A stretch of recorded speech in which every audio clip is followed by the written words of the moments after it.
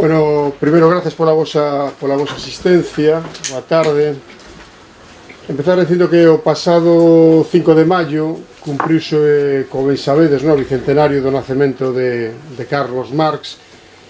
Para nós unha figura sin a que sería imposible entender non solamente o siglo XX, sino unha parte importante do século XIX.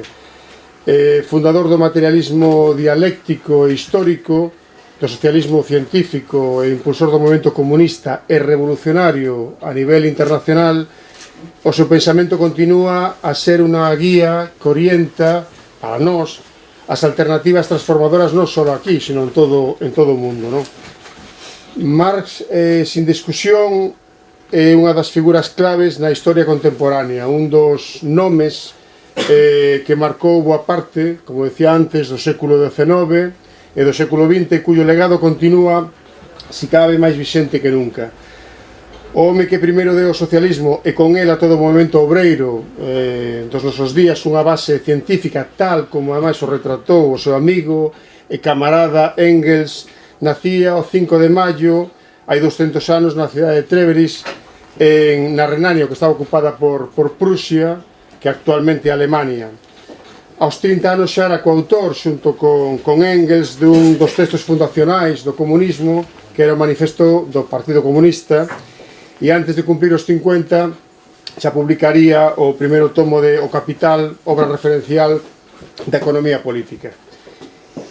Estamos a vivir un momento histórico moi complexo, onde os aniversarios e as efemérides ameazan con sepultar baixo as celebracións rituais o que realmente importa, o que realmente é esencial, que son os contidos, porque moitas veces nos quedamos en datas, pero a veces pouco se fala do que é importante, que é o fondo, que é o contido. E por iso, que máis alá de afirmar a vixencia da obra de Marx e do seu bicentenario, o mellor xeito de homenaxealo é empezar a coller os libros das estanterías, a leelos, a relelos, a estudialos, pero sobre todo a utilizalo como guías para a acción, que é para o que realmente son.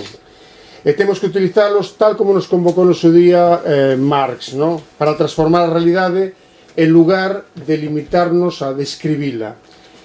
Hoxe presentamos aquí, nesta librería, na librería Cartabón, aquí na comarca de Vigo, o caderno editado pola Fundación Moncho Reboiras, baixo o título Vixencia do pensamento marxista, que podemos, unha obra integrada en 3 textos, un limiar que é do compañero Manuel Mera, que é director da Fundación Moncho Reboiras, unha segunda parte que un texto do economista argentino Claudio Katz a respecto da relevancia contemporánea de Marx, e unha terceira parte que é o terceiro texto escrito por Lenin en 1914, pouco antes da Revolución Rusa, da Revolución Bolchevique, titulado Karl Marx, breve esbozo biográfico cunha exposición do marxismo. O caderno ofrece, polo tanto, non só unha aproximación biográfica ao que é a figura de Marx, sino, sobre todo, unha excelente, a nos entender, obra divulgativa para dar a coñecer os elementos fundamentais do pensamento marxista. Ademais, nun contexto que estamos a vivir agora, no que asistimos de maneira cotiá, que é o cuestionamento do que algúns chaman, por desgracia se repite moito, vellas ideoloxías, para ser sustituídos por discursos valeiros de contido ou cunha retórica inmediatista, cortoplacista, que nós que entendemos que é, bueno, pues, perigoso, non? E este traballo da Fundación Moncho Reboiras argumenta de maneira precisa, pero entendemos que sobre todo didáctica, a vixencia do marxismo non só como sistema de análise ou perspectiva, sino como tesi para a construción do que deseamos, que é unha sociedade, a construción da sociedade socialista. E xa para abordar os contidos deste caderno, hoxe contaremos ca presencia e coas intervencións dos compañeiros Manuel Mera e máis do compañeiro profesor e filósofo compañeiro Francisco San Pedro, cun amplio coñecemento a respecto do pensamento marxista, a quen lle agradecemos de antemán a súa presencia hoxe aquí e que, sin máis preámbulos, xa lle cedo a palabra. Moitas gracias. Gracias a ti. Bueno, moitas gracias en primeiro lugar a Fundación Moncho Reboiras, parabéns por este magnífico texto que acabades de editar, por suposto a librería Cartabón, que se está convertindo xa nun foro inequívoco da cultura galega de esquerdas en toda Galiza, e Oxío Breogán, que foi quen contactou comigo para convidarme a este acto. Ben, ante todo quería facer, creo que é necesario de construir mitos e lendas sobre Marx que son utilizados pola burguesía, non? Deste xeito teníamos que definir o pensamento de Marx por unha vía negativa, é dicir, polo que non é, entre outras moitas cousas, pero cito algunhas, non?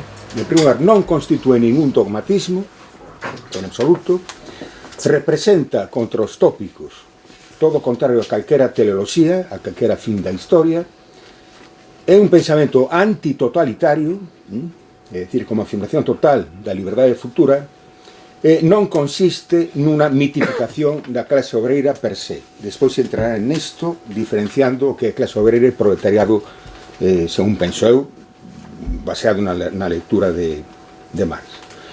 Ben, Marx é absolutamente actual, ante todo, porque as cuestións suscitadas que artellou científico e políticamente seguen estar presentes. É dicir, un pensamento que non se pode sobrepasar. Jean-Paul Sartre dixo por na década dos 50: o marxismo é a filosofía insuperável no noso tempo porque as condicións que a fixeron agromar non foron aínda superadas. E isto vale para os anos 50 do século XX como para agora mesmo, se non máis. Ben, unha vez superado o clima antimarxista dominante nas últimas décadas do pasado século, a referencia ao marxismo descualificaba intelectualmente a calquera persoa, un Marx liberado e reinterpretado despois da queda do socialismo autodenominado real, surse capaz de ofrecer claves válidas para entender o mundo globalizado. O estoupido financiero de 2008 fíxonos lembrar traumáticamente que o seu diagnóstico sobre a expansión do capitalismo con crises regulares e a súa intrínseca violencia física, simbólica e sistémica permanece vixente. É certo, Marx anticipouse. Na súa obra atopamos todo sobre a globalización, as desigualdades, por suposto, a corrupción política, a monopolización, o progreso técnico, o devaro da alta cultura, a natureza neurótica da existencia actual e a disolución de calquera criterio moral e político, como di el nas xélidas augas do cálculo egoísta. No libro 1 do Capital describe como ser realizados procesos que aínda non estaban presentes no seu momento. Cando fala de mercado mundial, por exemplo, intúe que a forma de mercancía está a piques de triunfar en todas partes. O seu diagnóstico, sen dúbida, é prematuro, pero vese confirmado hoxe con creces, e todos podemos observar como un sistema anónimo, impersoal e residuo pola aberrante lógica da súa propia acumulación expandiuse por todo o planeta subordinando e ou esnaquizando tradicións, formas de vida e resistencias nacionais e culturais, con maior ou menor éxito. Sen embargo, non debemos dar tregua ao desánimo, aínda que só fose por mantermonos fiéis a ese pensador incorruptível que asistiu sen medo a todas as revoltas fracasadas en Europa e que, observando o pánico provocado pola primeira crise financiera internacional, 1857, resistiu á capturación intelectual e política e conservou o témpero e a vontade precisos para analizar aquela convulsión como facían os seus textos para a New York Tribune. Ben, que a forza inmensa do poder do capital infiltre todos os espazos sociais non debe cegarnos sobre un síntoma, a denegación. Se o marxismo estivese de feito liquidado, non sería necesaria a compulsión repetitiva de certificar a súa morte. O marxismo non fracasou. O que fracasou foi simplemente a conformación do comunismo na ecuación partido-estado, cos seus 4 sinetes de apocalipse, se me permiten esa licencia literaria, non? Evolucionismo, dogmatismo, sectarismo e revisionismo. O marxismo non ten nada que ver cos avatares estatais, nin co fracaso do denominado campo socialista. Pero o colapso do chamado socialismo real elevou o triunfalismo do capital até histeria. E todos, tanto liberais como socialistas, sintetizan os seus antagonismos en competir pola eficacia na xestión do capital e pretenden materializar aquela proposición do ministro de Economía de Margaret Thatcher cando a caída do muro de Berlín. Decía, a partir de agora ninguén ten dereito a nada. Sí, ou como decía un norteamericano, non me acordo o nome, decía, sí, claro que hai loita de clases e ganamos por goleada. A oligarquía, por suposto. A maior parte das descripcións de Marx mostran a Aristóteles certamente a súa xusteza, e compre reconhecelo. O poder estatal moderno non é máis que unha comisión que administra os negocios comuns de toda a clase burguesa. A principios deste século observamos como o discurso triunfante e eufórico da economía de mercado e da democracia liberal xa non é que sea hexemónico, senón que se converteu en dogma. A liberdade codifícase como liberdade mercantil, a democracia como corrupción e especulación. O capital, convenhamos nisto, soubo resistir ao ataque da clase obreira, anulando, disipando a súa consistencia, disgregando a súa consunción. A empresa, moito máis que a fábrica, divide os traballadores, creando competencias e rivalidades entre eles. E, xa Marx no Manifesto Comunista, aludía ao feito de que o capitalismo induce os traballadores a competir entre eles. En efecto, o neoliberalismo pone en funcionamento unha susceptibilidade propia. Competitividade salvase. Introsección dun sentido perverso da responsabilidade. Individualismo emprendedor. Complexo de culpa nos parados. E fragmentación dos grupos dominados. É dicir, traballadores cualificados e non cualificados, entre os eventuais e o resto, división entre estáveis e precarios, entre estes e os parados, entre os mozos e os ameazados para a regulación, entre os inmigrantes e os nativos. Se as persoas non combaten de xeito activo un réximo político que as oprime, tal vez sexa porque teñan absorbido sumisamente os valores dominantes. Pero, ademais, se o sistema sobrevive, débese máis ás divisións sociais entre os diversos grupos aos que se explota que por mor dunha coherencia ideolóxica en xeral. O capitalismo actual xenera unha forma extrema de individualismo que coincide coa desafección e a desafiliación das masas.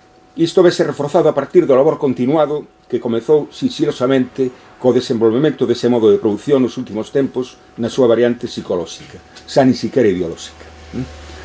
Decía Margaret Thatcher, decir, a sociedade non existe, só existen os individuos. Se me permiten, vou a ler, moi brevemente, unha entrevista do ano 2013, feita a Manuel Fernández Blanco, un psicoanalista da Coruña, entón lle preguntan, é moi breve, lle preguntan, hai novos trastornos? Dice, os trastornos mudaron.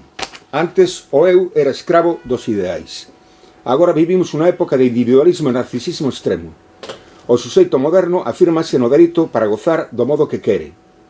Por iso, as patoloxías máis dominantes hoxe teñen que ver coas dependencias ampliadas.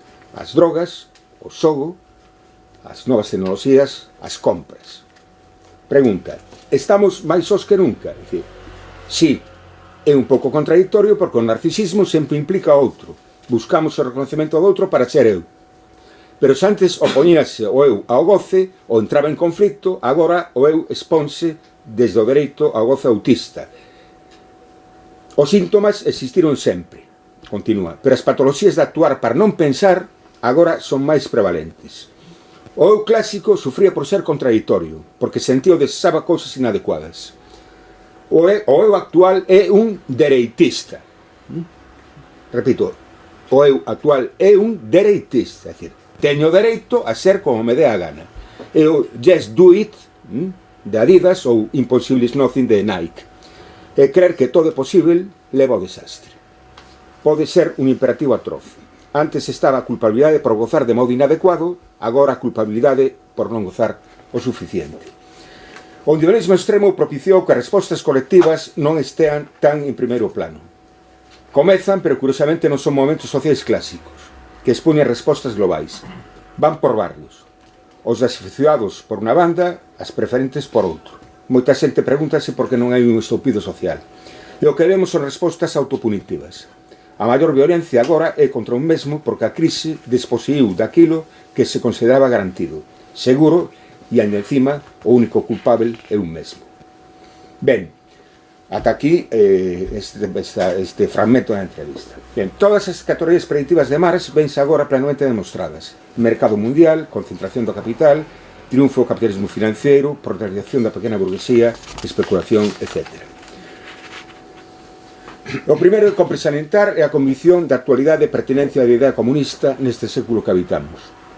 E ante todo por unha razón que sosteño como unha tese ben simple. O manifesto comunista é máis válido para hoxe que para o tempo no que foi escrito. Toda a obra de Marx avellentou ben a causa de que contén unha serie de verdades sustantivas, con independencia de que constitúa un documento programático e puntual. Parendo a Gliberquido, o que hoxe hai que preguntarse é que facer coa herdanza de Marx. A súa obra provoca sen cesar un conxunto de discursos críticos que non acaban nunca de dicer todo o que esa obra tiña que ofrecer. A palabra de Marx non contén só un sentido, senón tamén un chamamento, unha convocatoria de loita, unha decisión de ruptura. É necesario, neste sentido, refacer o manifesto comunista diante da internalización do capital que enchama a unha nova internacional obreira por riba das barreras nacionais, pero mantendo a independencia destas. E entón, aquí vou facer un excurso sobre o caso galego, non? Hoxe por proletario, como expresarei máis adiante, concibimos a colectividade que crea unha susceptivación tal, independentemente da clase de orixe e do lugar asignado no seu do capitalismo, que irrompe decisivamente contra a orde establecida por ese modo de produción. Para o caso galego, o axioma é nidio. Sen afirmar a idea de nación e responsabilidade nacional, non se pode ser marxista. Afastar o contido do internacionalismo da súa forma nacional é a praxe daqueles que non entenden nada de solidaridade entre as nacións. Mais dun século despois, Lenin pronúnciase non precisamente en abstracto, aínda que o semelle neste caso, sobre a democracia, ao afirmar que o socialismo pretende a realización dunha democracia completa. E di Lenin textualmente: por iso dicer que a autodeterminación está demais no socialismo é tan absurdo e implica o mesmo que se dixermos que a democracia está demais no socialismo. No caso galego asistimos hoxe a unha auténtica demolición. Non vou repetir os que as estatísticas nos din. Dous datos que arrepían, que me corrixa a verte se sou equivocado, non? Ou non actualizado, quero decir. No último ano, 26.000 persoas entre 20 e 34 anos tiveron que abandonar Galicia para procurar traballo. Sei que o conseguían. E a poboación ocupada no rural chegou ao seu grau mínimo.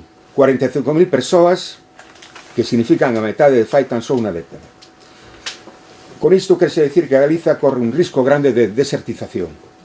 Isto é, se hai unha nación onde a opresión este vencellada, a súa opresión este vencellada ao conflito de clase, ningún exemplo máis claro que este. Entón non existe paradoxo ningún na célebre frase de Marx, aplaudida por autodenominados comunistas, centralistas, ¿no? A frase que dice: os proletarios non teñen patria. Quere dicir algo moi distinto. É de sentido común que non a teñan, porque se esnega e porque a burguesía naquel tempo, e ainda hoxe, segundo os casos, pretendía monopolizar o sentimento nacional. Mas permito mencionar varias prevencións. Que os proletarios non teñan patria non contradí o dereito de autodeterminación. A moi suizo, Marx, con esa coñecida consigna, pretende salientar, primeiro, que o proletario carece de propiedade ninguna. Segundo, un sentimento de perda de identidade. Terceiro, que o Estado-nación non defende a clase obreira da predación da súa propia burguesía.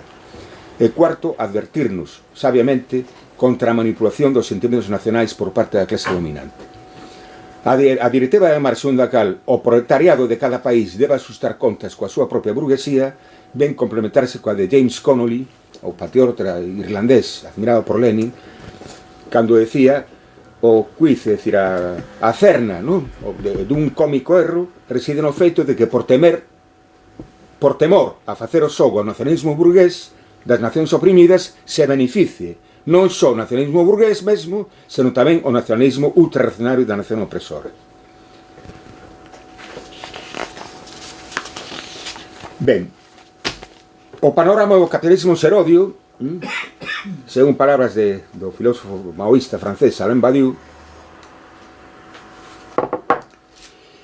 E, nun texto tamén semiliterario, non? E, cito, privaticen todo. Supriman a axuda aos febles, aos solitarios, aos enfermos, aos parados. Supriman toda a axuda a todos menos aos bancos. Non asistan os pobres, deixen morrer os vellos. Que todo o mundo traballe hasta os 90 anos. Ensinen matemáticas só aos brokers. A ler únicamente os grandes propietarios. Historia somente aos ideólogos do neoliberalismo. Entón, rematei coa cita, non? Como dicía outro. Baixo nomes como modernización, democracia, occidente, etc., estás a cumprir unha regresión sen precedentes, cun exército de reserva máis grande que nunca. Por non falar desa nova figura que surdiu recentemente. O mozo, xa xubilado, sen ter traballado nunca, e por riba sen pensión. O mozo parado desde o principio mesmo da súa potencialidade productiva, material e ou intelectual. Ante isto, faise necesaria a recuperación creativa dunha susceptibilidade opositora. Outro filósofo francés, Jacques Rancière, teoriza dun xeito nidio. Di, non nos faltan ideais, fáltanos susceptivacións colectivas. Un ideal é o que incita a xente a ocuparse dos outros. Unha susceptivación colectiva, sen embargo, é o que fai que toda esa xente unida constitúan un pobo. Trátase de pobo, non se trata de xente, non? Como di sí, de xente, non? Como dicir, como di Podemos e cousas por el estilo. Se trátase de pobo, non? E iso tanto Pilar García Negro nun medio de comunicación como Méndez Ferrín noutro o salientaron perfectamente, non? Ben, entón, o termo pobo é o que pode designar o suxeito dun proceso político, en tanto que destrue a inercia da xente. E recibe todo o seu valor nas loitas de liberación nacional e nas aspiracións da igualdade social. Pobo é o que, hoxe en día, podemos identificar co que Marx chamou proletariado, porque Marx distinguiu entre clase traballadora e proletariado. É dicir, a clase traballadora é un grupo social concreto, mentres que o proletariado indica unha posición subxectiva. A clase é heteroxénea e contradictoria. O proletariado é unificador e homogéneo. Compre incidir na obriga de considerar o proletariado non como un concepto empírico, é dicir, a suma da multitude dos traballadores, senón como unha potencia lóxica, como proceso de substitución a partir do cal se fai posible rachar co outra lóxica, a do capital, e a súa organización da sociedade. Vence a tal, sorde un suxeito irrepresentável na ordenación ideolóxica do mercado mundial en tanto que toma a democracia en serio. Proletario non é, pois, a esencia común dos obreiros, senón o concepto que se materializa para irromper contra a desigualdade. A conformación subxectiva da asunción da democracia real. Compre ter presente que a clase obreira, non é, senón que se constitúe na loita. De tal modo que a clase non pode ser comprendida estática ou pasivamente, en si mesma, senón en relación coas outras clases e dentro da dinámica do conflito. A proposición de Marx, a clase obreira é revolucionaria ou non é, hai que entender neste sentido. En tanto, resentamento do residuo hegeliano da distinción entre clase en sí e clase para sí, ou tamén na lógica de que as clases só existen na loita, non a preceden. E incluso máis, o proletariado é a primeira clase de historia que non busca impor un interese particular. En lugar de definirse como todas as demais clases da sociedade burguesa, procurando impoñer o seu interese particular, defínese polo que ela nega, a propiedade privada dos medios de produción. De aí que, eliminando a sociedade de clases, tamén, e a vez, se elimina a si mesma, como tal clase. Proletario un predicado móvil, en tanto interesa a unidade xenérica. Unha nova política emancipadora non será produto dunha xente social particular, senón máis ben dunha explosiva combinación de diferentes axentes. Isto non invalida, ao contrario, que a situación dunha xente particular, neste caso a clase obreira, no modo de produción, a faga máis susceptível para comprometerse na loita social. pero é necesario asumir que non existe unha correlación natural e directa entre a posición social dunha xente e as súas tarefas nesa loita. Eu recordo na Fronte Popular Galega, nunha campaña electoral, e algúns aquí presentes se acordarán, o lema era: somos a clase obreira, somos a maioría. E que? A maioría numérica, pero non a maioría exponencial, porque non cadran as contas ahora, por exemplo, unas eleccións, non? É dicir, a afiliación a un partido ou sindicatos non se corresponde coa súa conduta electoral.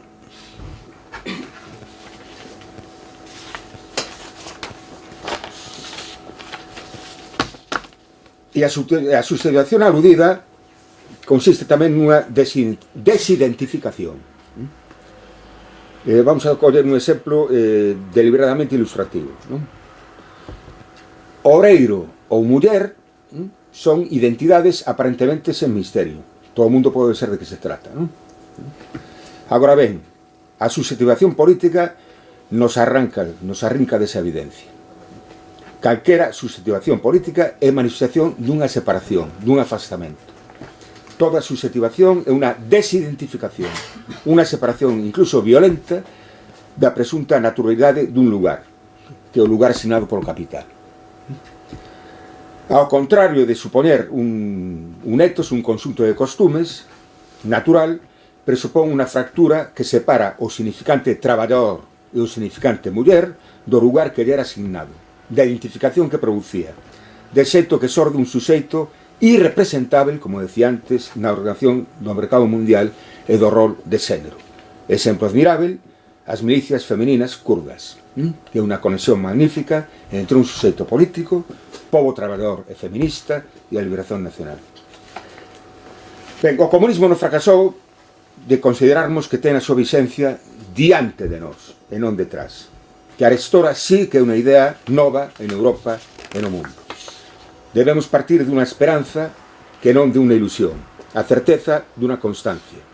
Marx está inscrito na historia en forma dun discurso inédito, imprescriptível. Constitúe o noso presente, e non podemos esquecer isto sen esquecernos a nos mesmos. O calabonda para a resolución en proseguirmos coa política de emancipación inaugurada por ele.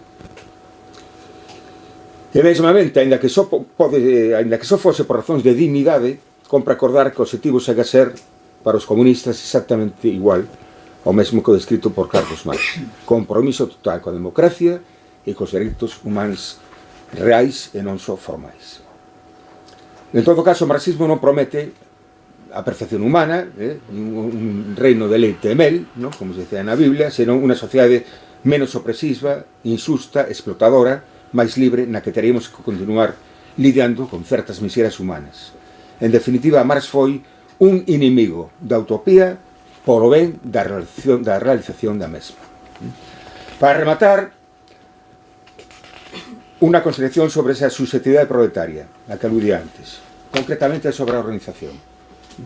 Hoxe en día, na nosa propia nación, en Galiza, desátase unha polémica, espero que nada estéril, sobre a viabilidade ou funcionalidade do partido, do que é un partido, e a súa sustitución por un movimento. Considero que os momentos poden e deben existir como alternativa ante o que pode ser un partido desvirtuado. E non me estou referindo a nada, a ningún partido en concreto, non? Mais hai exemplos na historia abondo onde o movimento a veces acabase desvirtuando a si mesmo, co cal desmoraliza moito máis ao povo. E vou dicilo, sin medo, decir, o caso de Podemos. Pero de apostar pola forma partido, coas súas alianzas tácticas e cunha fronte de masas que non estea teledirixida, tense que tratar dun partido de novo tipo, sen obviar o centralismo democrático, aínda que me podan chamar diplodocus por afirmar isto, non? E contra a perversión desa categoría do centralismo democrático que se realizou nos países reclamados do socialismo real. Un exemplo, lle dixo a palabra a Manuel Mera, un filósofo norteamericano, Frederick Jameson, marxista, pero nada sospeitoso de defender a forma partido, alertou sobre a excesiva confianza nos movimentos, entre outros xeitos, ao crear a categoría, dice en inglés, vanishing mediator, que significa algo así como o mediador que se esvaece, que desaparece. É dicir, aquel movimento carela unha transformación radical cara a democracia e a liberdade, e o cal, a ese momento, as circunstancias o anulan, e o que é peor, o sitúan como intermediación contra a súa propia vontade. Exemplo, entre moitos, había unha formación na República Democrática Alemana, a piques de desvaecerse, se chama Neues Forum, Novo Foro, xunto antes da caída do muro. Esa formación nitidamente de esquerda pretendía unha transformación no seo da República Democrática Alemana, exixindo máis comunismo e máis liberdade. E o que aconteceu foi o que sabemos, a entrega da República Democrática Alemana ao capital occidental. E non eran da CIA, precisamente, por iso digo. Porque esa medidor que se esvaece, porque unha vez que hubo a reunificación, desapareceu absolutamente do mapa. Ben,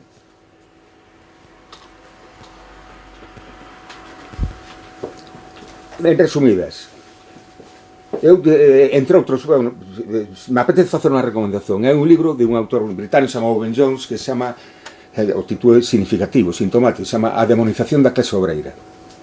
Está traducido ao castelán, non sei se o portugués, vou citar unha frase entresacada que dice: a loucura de unha sociedade organizada en torno aos intereses da plutocracia púxose de manifesto por unha crise provocada pola codicia dos banqueiros.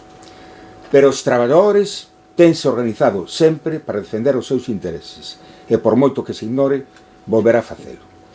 Non podemos, se me permite unha concepción ética, defraudar os nosos devanceiros. Desde Espartaco a Rosa Luxemburgo, desde os mártires de Chicago a Moncho Reboiras. Os comunistas estamos obrigados a continuar, e os que nos seguirán na nobreza da idea comunista continuarán a acadar algo moi simple, que un enunciado desigualitario non só resulte censurado, senón que sexa imposible de formular. Moitas gracias.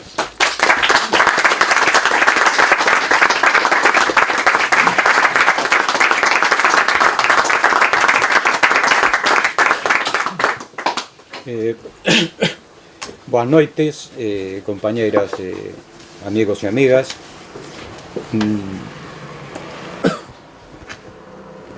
Sin dúbida ninguna, Marx significa no pensamento, na reflexión e fundamentalmente como figura que elabora unha teoría política, unha filosofía, un método inclusive. É difícil poñerse de acordo, non? Unha filosofía, un método, toda unha teoría política, pero o certo é que ele é capaz de recoller ideas que había de antes, como poden ser o materialismo, como pode ser a loita de clases, recoller inclusive o análisis da historia e combinalo con algo que é fundamental, como é as necesidades que ten a clase traballadora en aquel momento, súas contradicións, e construir unha ferramenta que vai servir como método de traballo para a clase traballadora nos seguintes séculos. Para min iso é máis importante, porque senón, e eu coincido co que se dixo, non podemos santificar a Marx. Marx foi capaz de prever moitas das cousas que pasaron, pero é imposible entender o marxismo sin ver todas as contribucións posteriores. Por exemplo, Lenin, Gramsci, e por que non Trotsky, ou, por exemplo, xente como Samir Amin, que acaba de morrer, ou no ámbito da teoría da dependencia como Amin, unha persona como Mauro Marini. O sea, o marxismo vai a recibir durante os últimos estos 150 e pico anos moitísimas contribucións.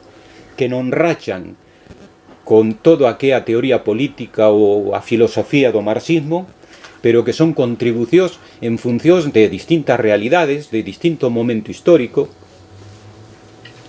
e gracias a todas esas contribucións no campo teórico, pero fundamentalmente no campo práctico, das loitas do movimento obreiro e das clases populares, para a través recollendo as ideas do marxismo que son ideas de transformación da sociedade en beneficio das maiorías sociales, que iso é importante, son capaces, porque hai unha combinación entre estas personas que teorizan e a praxis e a práctica política que se vai desenvolvendo ao mesmo momento.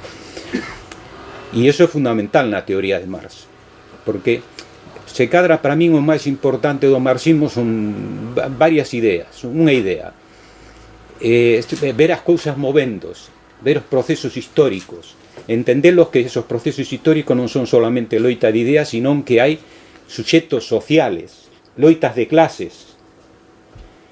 Entón, é capaz de ver tendencias que marcan eso. Eso é importante, non?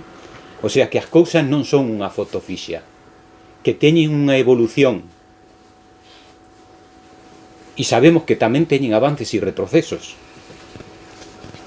E despois ser capaz de ver cada feito que sucede na sociedade no seu momento histórico dentro do conxunto da sociedade, digamos, de ubicalo dentro do conxunto do contexto. Digo isto que parece unha tontería porque cando nos ubicamos hoxe e a veces nos reclamamos moitas veces marxistas desde a práctica, que é o que a mí me preocupa, das forzas que están actuantes e que teñen un papel importante na loita política e social, moitas veces se perde esa perspectiva. A perspectiva de estar, por exemplo, loitando por un determinado problema e velo no conxunto da sociedade, inclusive no contexto internacional, e na evolución e nas tendencias que existen en ese momento. Por exemplo, se as tendencias que hai en este momento significan unha consolidación do capitalismo, se está fraturando. Por exemplo, se a mira a min fala de que vivimos nun capitalismo senil. Eso non quere dicir que morra, pero está nunha etapa peligrosa. Outros autores analizan isto mismo desde os problemas que ten o capitalismo para neste momento obter a plusvalías, beneficios e demais, ou para ampliarse na competencia e a confrontación tremenda que hai en este momento entre as distintas potencias, ou nos distintos fenómenos que temos en Europa, porque non é o que sucede só en Francia, que é un fenómeno importante, é o Brexit, é o que sucede en Hungría, é o que pasa en Italia, é o que ocorre en Cataluña. Que está sucedendo? Son os problemas de descomposición do capital por un lado, e por outro lado esa presión tremenda que fai o capitalismo sobre os máis empobrecidos, o sea, sobre como aumenta a explotación, como aumenta a opresión, como a explotación se nota no tipo de contratos que realiza, no aumento da desigualdade social, ser pobre traballando, en que gran parte dos traballadores xa estén na absoluta precariedade, pero tamén o capital se está manifestando en este momento en que haxa países, a xente por un lado se acumula a poboación e por outro lado se despoban, se desertifican ou perden todo tipo de peso demográfico outros países que xa xogan un papel terrible. Por exemplo, o caso galego, dentro de Europa, non é único, pero donde temos unha verdadeira catástrofe demográfica aí cerquiña, ou a destrucción xa do propio ecosistema. Cada vez que nos facemos un conflito, cada vez que entramos en unha loita, cada vez que as organizacións intentamos de elevar non solamente esa visión do que sucede no conxunto da sociedade para que a xente se ubique no contexto, porque a xente cheganlle flashes, como ben se decía, que son os que lle interesan o capital, e a súa vida cotidiana de todos os días parece algo aillado, que é distinto ao que sucede ao conxunto do mundo. Non é así? Entonces, nós temos unha obligación de que a poboación vexa, coñeza e participe de que o que lle sucede a ela tamén sucede no conxunto da sociedade, o sea, que teña unha visión globalizada dos problemas, pero tamén debemos ter a capacidade, porque ese é o marxismo e o que nos demostra a historia do marxismo, da capacidade de construir unha folla de ruta que cambie esa realidade. Non é só ter obxectivos, non é solamente ter o socialismo. O marxismo, os triunfos do marxismo nas últimas, durante décadas, dos movimentos de liberación nacional, do triunfo de en Cuba, de todo eso, non son unha casualidade histórica. Non é que levantaron un día o texto de Marx e cambiou a realidade social, o do que pasou en Rusia.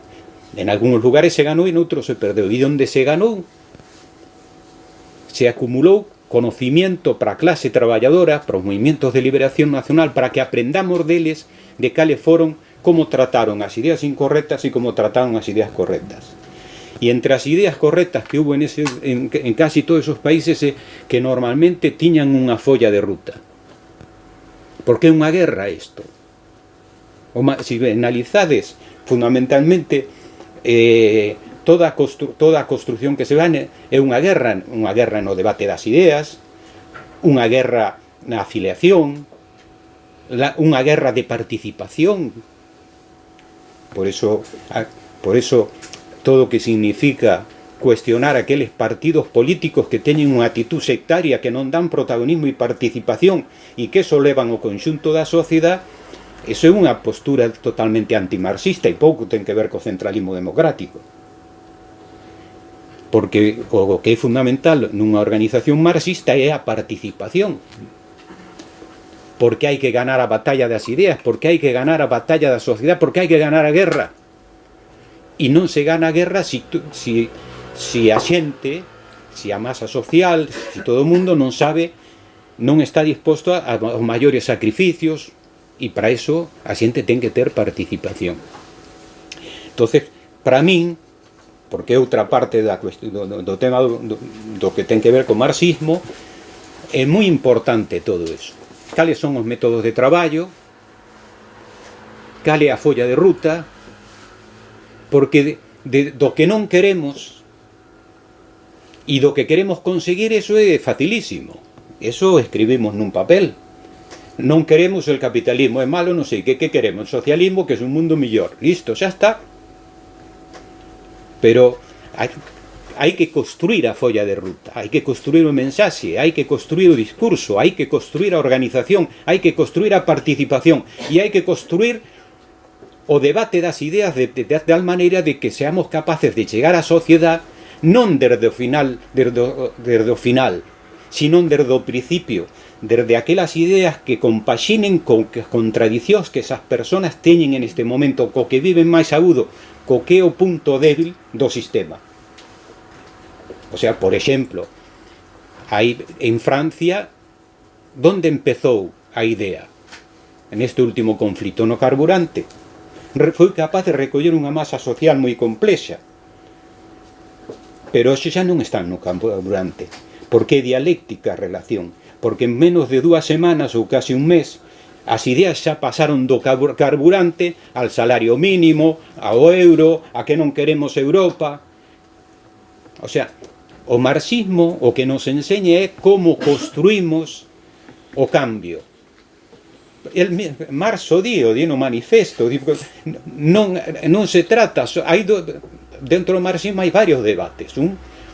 Está o debate filosófico, o debate de modelo, o debate... pero fundamentalmente o marxismo si é unha contribución que foi fundamental para cambiar tantas cousas, e si segue sendo unha ferramenta insustituible, entendendo o marxismo como así, digamos, Marx, que é o tronco, e Engels, en gran medida, que son o tronco, pero con todas as sucesivas contribucións que reciben no campo teórico e no campo práctico. No campo práctico, porque é fundamental. Si é fundamental é por isto, porque foi unha ferramenta para a transformación da humanidade. E é verdad que hoxe hai moita xente que ten unha idea pesimista. Pero é que eso cambiou o mundo na Segunda Guerra Mundial e antes, e non solamente porque houbera un bloque socialista, porque xa había movimentos en todas partes do mundo nutridos, formados, preparados e organizados para que cando se dera ese cambio de correlación de forza como a que se deu ao rematar a Segunda Guerra Mundial, frutificasen en todas partes do mundo o movimento obreiro e movimentos de liberación nacional. A veces fundidos ambios e a veces non, porque dependía o grado de desenvolvemento dos distintos países. Entón, o fundamental do marxismo é isto, que é unha ferramenta para transformar o mundo, que nos dá unha guía e que, e para min, porque eu creo que é fundamental, comprender que temos que ser capaces de agarrar o fío, decían na Argentina, onde eu desde que me criei, decían os compañeros, eu pertenecían ali á vanguardia comunista, se vos sabedes, decían os compañeros que había que coller o fío pola punta sempre, e a veces queremos collelo polo final, e iso non significa non ter un discurso globalizador, non ter un discurso onde figuren os obxectivos estratégicos. Pero o problema non se trata só de ter discurso, o problema se trata de recoller a xente de onde da estación que quere, onde está, da que quere partir, e que eso ten unha cantidad de pasos intermedios. A veces se viven aceleradamente como se chama en Francia, pero a veces esos procesos son máis lentos, levan máis anos, e os que estamos aquí moitos o sabemos. Por exemplo, o nacionalismo galego, eu falaba antes de entrar, en menos de 40 anos sufriu moitas cousas, pero sin o marxismo, a diferencia do nacionalismo noutras épocas históricas que houbo, foi capaz que ese nacionalismo, gracias ao marxismo, foi capaz de que construíra unha cantidad inmensa de organizacións de masas como non houbo nunca. Nunca. E é verdad que non foron mayoritarias en moitos casos, pero sí condicionaron o resto, por exemplo, do movimento obreiro. É incomprensible comprender a historia do movimento obreiro, non digo nos anos 60, porque non era o nacionalismo galego protagonista, pero sí a partir de finales dos 70, é imposible comprendelo sin a actuación do movimento nacionalista galego. Imposible. As folgas do 84, cando os demais non querían facelas, forzar no 88, forzar a do 92, forzar as últimas folgas, ou nunca máis, non como actores exclusivos, pero sí na primeira línea, arrastrando os demais. E iso en gran medida se debía non solamente a ser nacionalistas, a que había unha ferramenta, uns métodos de traballo, un modelo de sociedad que se quería conquistar, que daba vitalidad a todo ese movimiento. Entonces, o marxismo non é unha ferramenta máis, eu coincido, é a ferramenta. O marxismo entendido como a contribución de todos esos movimientos. Entón, que é o fundamental? Para min, de Marx, que polo menos a que a min me pareceu de dirigente na Argentina cando estuve no movimento estudiantil, logo na fábricas e estas cousas, para min era mirar a historia de outra maneira, como un libro que leí unha vez cando era moi rapaciño que se chamaba Sino el egipcio, que se preguntaba el porqué de todas as cousas. O marxismo aprendía, e aprendía aún, a observar as cousas de outra maneira, que era velas movéndose, cales eran as tendencias, que non era a foto fixa. Mire, que vai crecendo isto, cuidado, nos favorece, nos perxudica. Ver o proceso no conxunto, ver o conxunto de forzas que se moven, non solamente as forzas internas, sino todas as forzas externas, máis neste mundo globalizado. Si era importante hai 40, 50 anos cando eu era novo, imaginade vos hoxe, si é importante eso. Entón, que pasa no mundo? Ser atentos a todo ese tipo de movimientos e ter unha resposta para todos eles. E desde ese punto de vista o marxismo é insustituible. E se non temos en conta este tipo de cuestións, se pensamos que todo é punto de partida e obxectivos finales, posiblemente nunca os conquistemos. porque estado de ánimo das masas, que se decía antes, non se fala máis diso, nivel de conciencia,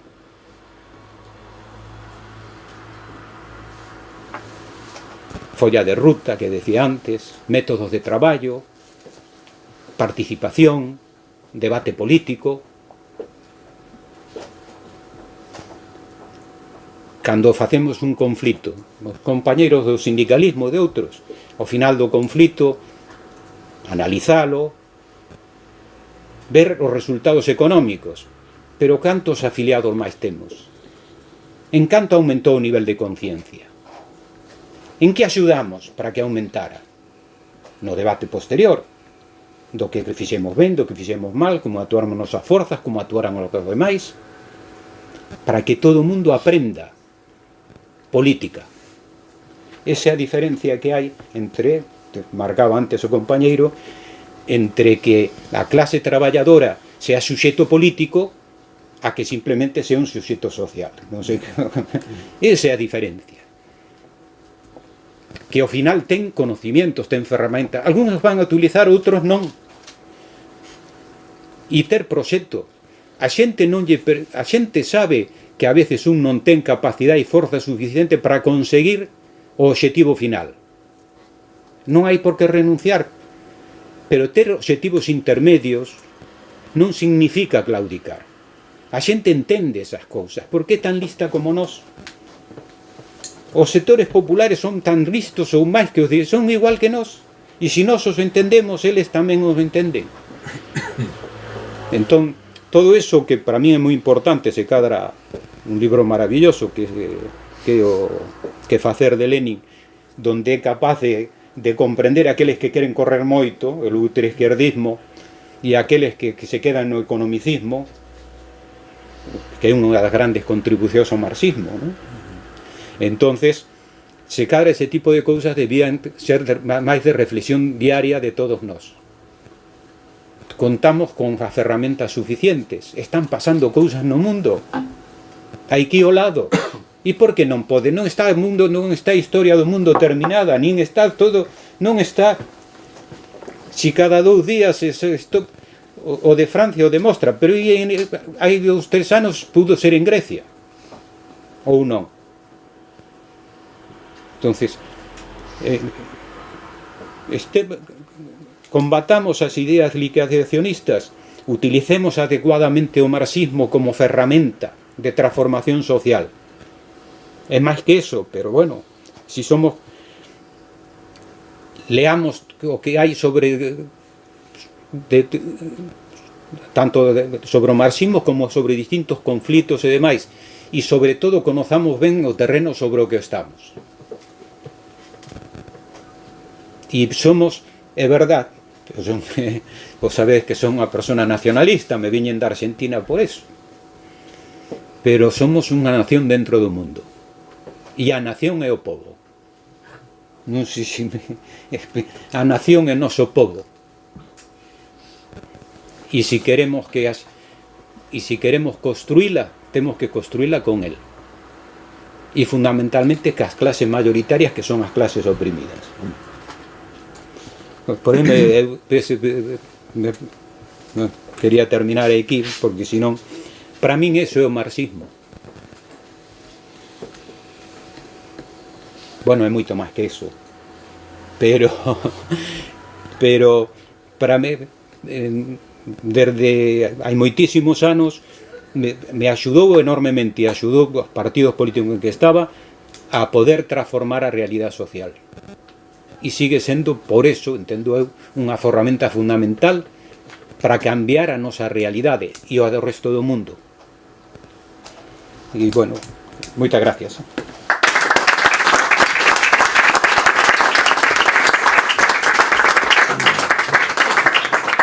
Agora abrimos un coloquio para que quera intervir e participar nesta... Bueno, mira, yo quiero decir una cosa, por ejemplo, los comunistas, para mí no pueden ser nacionalistas. El comunismo es internacionalista. Si eres un nacionalista, divides. El comunista es internacionalista. No es que... No lo veo, yo no lo veo así, lo que decís. O ser nacionalistas. Y el marxismo exactamente combate el capitalismo, no el nacionalismo, eso es prehistoria. Es que es el arma para combatir el capitalismo. Y organizados, pero es que la verdad... Entonces, ¿sabes lo que Y pasa? cuando estás hablando, no sé de lo que hablo, bueno, y cuando estás diciendo la clase trabajadora, no hay clase trabajadora, hay clase proletaria. Un comunista se tiene que hacer entender, lo primero, y tú, la verdad, no llegas. Bueno, Para mí, bueno, es qué una mala opinión, educación. no. Contéstame. Hombre, non se trata tampouco de reventar Por favor, hombre. As opinións, por favor. No es nacionalista. as opinións son todas as opinións. mira, eu iba a contestar eso que dices do internacionalismo e nacionalismo, pero non o fago porque sí que vexo que non hai nivel. Si me, si, Ya o sea, estoy mirando que comunista que eres. no quiero ser mal educado, pero no. Digo baño, que tengo que ir ao baño. No, yo no estoy faltando el respeto. Si yo Es que no le di mi llega a su opinión. altura. ¿Quién te está diciendo? No, que me lo está diciendo. Yo estoy diciendo que para mí. Que non chega a súa altura. ¿Quién? ¿Estás Pero mira, Vamos, sigamos, vamos a o interesante que se abra un debate, que todos participemos, sin faltar. El nacionalista es lo importante, el ser nacionalistas. No importante non faltarnos o respeto, así eso é vamos, importante. así vamos. Eh, Qué mal, así va el comunismo. ¿Quién quiere intervir? Despois desta introducción. Nos acaban de mandar así, pla, pla, pla.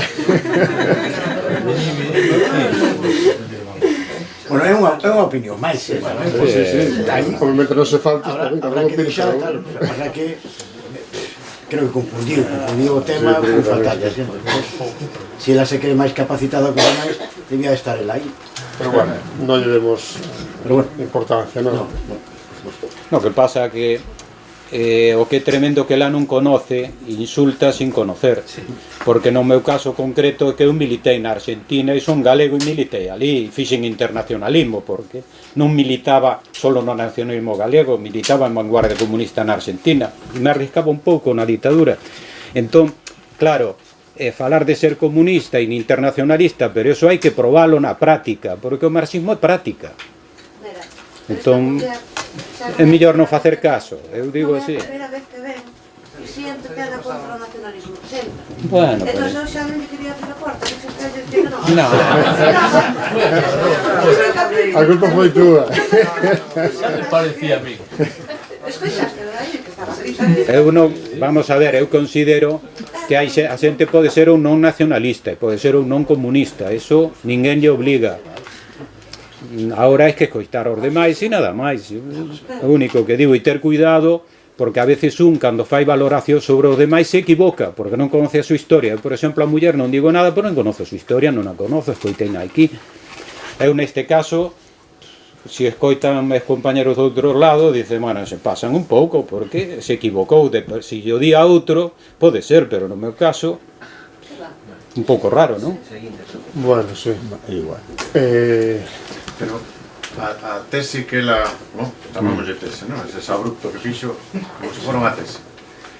Que é unha crítica que se fai ao nacionalismo, moitas veces é que se o comunismo é internacionalista, como é posible que haxa un nacionalismo de esquerdas, non? Eso, o fío do que fala o Pecado de os dous, do que ven no manifiesto comunista de que o proletario non ten nación, pero non é que non a teña porque non a queira, sino que non a ten porque o posúe a burguesía, o capital.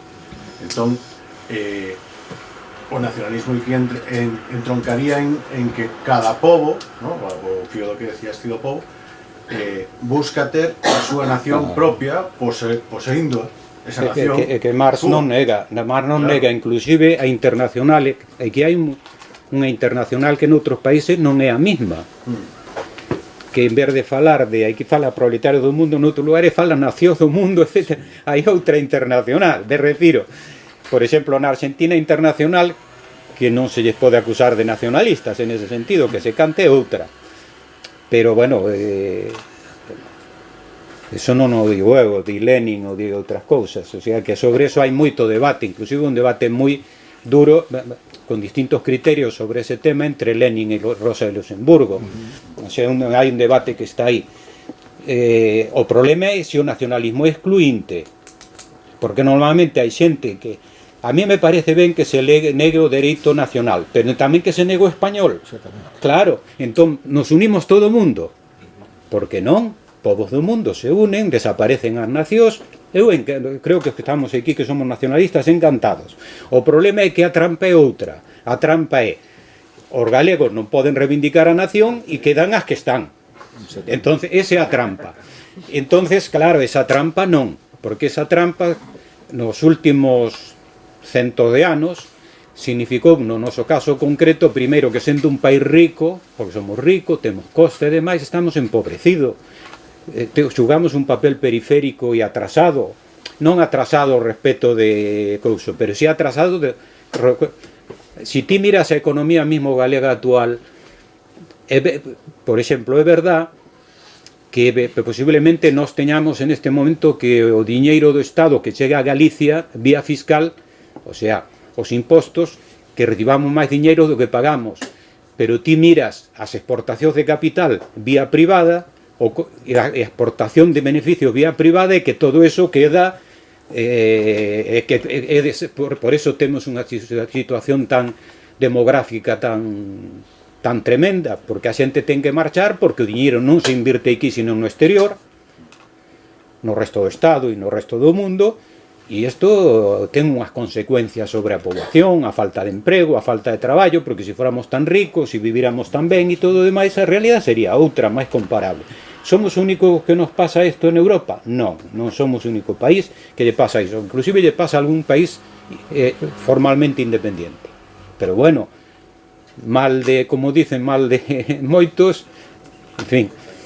E despois que o tema nacional galego, eu creo que hai unha cousa que non se pode despreciar nos povos que son súa cultura, súa lingua, súas maneiras e comportamentos, que non nos fan mellor que outros. Eu xa digo, me creí na Argentina, eu militei ali, cunha inmigración moi grande. Vivíamos en Buenos Aires de 10 millóns de personas, uns 600.000 galegos, nos anos 60. Había moito italiano, moita xente de outros países, de moitas culturas. Pero bueno, cada un nos respetábamos, sabíamos que había diferencias culturales entre uns e outros, éramos superiores uns a outros e demais, non eran distintos. Non distintos físicamente, nin distintos na cabeza, nin tiñamos, simplemente que un se cabreaba por unha cousa e outro por outra, porque as culturas son distintas. Si ti respetas as reglas de xogo, te comportas ben, si entendes que os demais son distintos, os comprendes. Si reaccionas como reacciona moita xente crendo que todos somos un molde e todos somos iguales culturalmente, aí eso eleva o choque con todo o mundo e o fracaso. As cuestións nacionales son unha realidade social, como eso eran os indios toba na Argentina. Pois na Argentina non nos entendían a esquerda, por exemplo, que había minorías indígenas, que tiñan que ter a súa propia lingua, que había que respetala. Na Argentina hai máis de 1 millón de personas que falan guaraní, daquela. Non era idioma oficial. Me explico? Para min era normal que o fora. Tiña un debate cos propios compañeros do partido para que fora reconocido. Entonces, esa é a diferencia. Que ti pode ser nacionalista intentando impoñerlle aos demais que é o imperialismo, ou pode ser nacionalista porque o único que quere é que respeten súas formas culturales porque é unha contribución á humanidade e forma parte de enriquecela. A existencia do galego, da cultura galega e demais, enriquece a humanidade ou empobrece? Esa é a pregunta. Esa é a pregunta. E se enriquece, como pensamos moitos, non é solamente un problema de que un o manteña porque é meu, é que o mantemos porque é necesario para a humanidade. Hai xente que cree que as baleas e os animales, sí, pero que as culturas non. A mí me parece que as baleas, os animales, todo o que é a riqueza da humanidade, que costou tanto construíla, hai que seguila mantendo porque é necesaria. Imaginémonos un mundo, antes ti falabas un pouco, un mundo que todos fóramos iguales, vestíramos iguales, tuviéramos los mismos... Sería un mundo máis rico ou máis pobre? Ese, máis pobre. Bueno, me estou pasando. Me cabrei un pouco, perdona. Eu quero facer unha pequena observación que eu teña presente. Galicia é dos poucos países de Europa onde o nacionalismo é exclusivamente de esquerda. É curioso, dos poucos países de Europa, con o cual, seguindo co que estamos celebrando, non? Aparecendo o libro e o bicentenario de Marx, Marx dixo unha ocasión que había dous países en Europa que, para ser internacionalistas, tiñan o deber de ser primeiro nacionalistas, é dicir, Irlanda e Polonia. Bueno, pois eu creo que nos podemos dicir a nós, dese modo tamén nos... Bueno, e é hora de tomar unha cerveza, ¿no? Sí. Bueno, pues si non hai máis preguntas, moitas gracias a todos, moitas gracias aos ponentes por a brillante intervención e seguiremos vendo. Vale.